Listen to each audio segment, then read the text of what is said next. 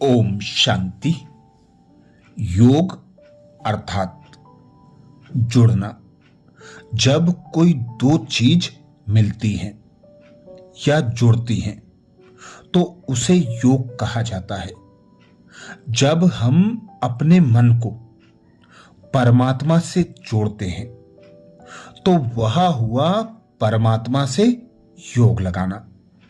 परमात्मा से योग लगाने के लिए हमें अपने मन और बुद्धि को शांत, स्वच्छ, शीतल करना होता है। तभी वह परमात्मा पर एकाग्र हो सकता है। योग लगाने के लिए हमें विशेष अपने आहार में कुछ मर्यादाओं का पालन करना होता है।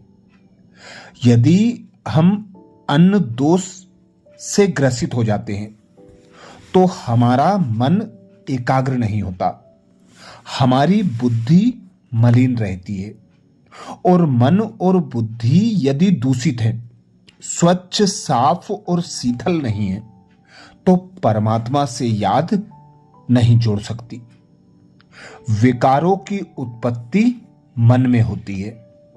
अतः मन की पवित्रता बनाए रखने के लिए अन्न का शुद्ध एवं पवित्र होना जरूरी है, क्योंकि अन्न का प्रभाव मन पर पड़ता है। गीता में भी भोजन 3 प्रकार का माना गया है। पहला सात्विक, दूसरा राजसिक, तीसरा तामसिक।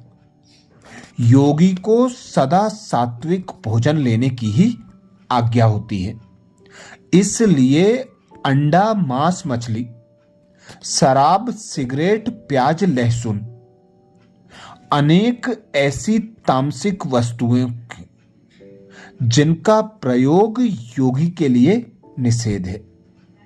चटनी, अचार, खटाई, लाल मिर्च, चाय, गर्म मसाले इत्यादि राजसिक वस्तुएं भी जहां तक संभव हो कम प्रयोग में लानी चाहिए।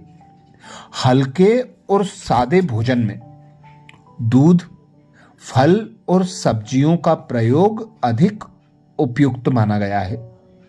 अधिक और बोझिल भोजन करने से योग में सुस्ती, आलस्य, नींद इत्यादि का प्रभाव आ जाता है।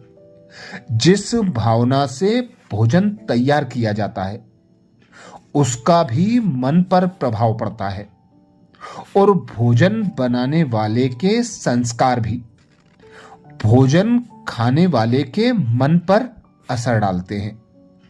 अतः योगी को शुद्ध संस्कार वाले मनुष्य के हाथों से बना भोजन करना चाहिए। पतित, विकारी और भोगी के द्वारा बनाया गया भोजन अशुद्ध है।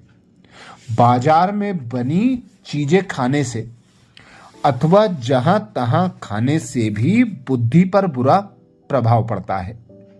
अतः भोजन बनाते और खाते समय भी योग में रहना आवश्यक है।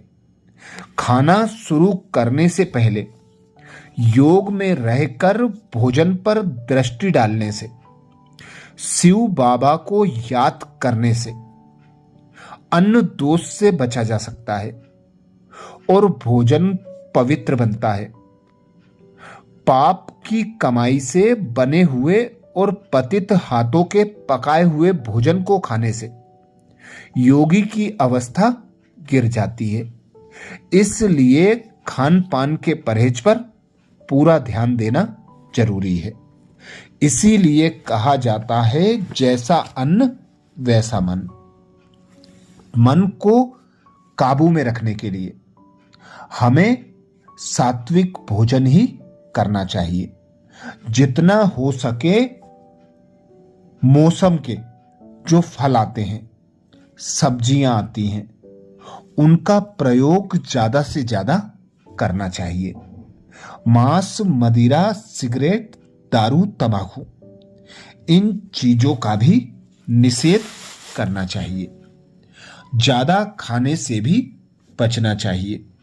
सप्ताह में हो सके तो एक दिन या आधा दिन उपवास भी रहना जरूरी होता है, क्योंकि हमारा जो पाचन तंत्र है उस तंत्र को भी रेस्ट मिले, अपनी रिपेयरिंग करने के लिए कुछ समय मिले। क्योंकि हमारा पाचन तंत्र ऐसा है जो कम से कम भोजन को पचाने में 3 से 4 घंटे का समय लेता है।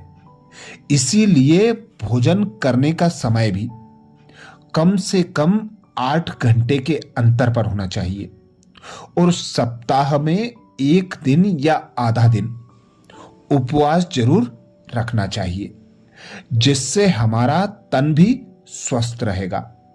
तन स्वस्थ रहेगा तो मन भी स्वस्थ रहेगा, और मन स्वस्थ है तो बुद्धि भी साफ स्वच्छ रहेगी, और साफ स्वच्छ मन और बुद्धि में ही परमात्मा का वास हो सकता है। तो परमात्मा से योग लगाने के लिए हमें अनेक मर्यादाओं का पालन करना होता है, जैसे संग दोष, अन्न दोष। ऐसे अनेक दोष हैं जिनसे हमें स्वयं को बचाना चाहिए। पर चिंतन, पर दर्शन, व्यर्थ चिंतन से भी स्वयं को मुक्त रखना चाहिए। अच्छा, ऐसे ही और विशेष वीडियोज के लिए चैनल को सब्सक्राइब करें, वीडियो को भाई बहनों को शेयर करने की सेवा जरूर करें। ओम शांति।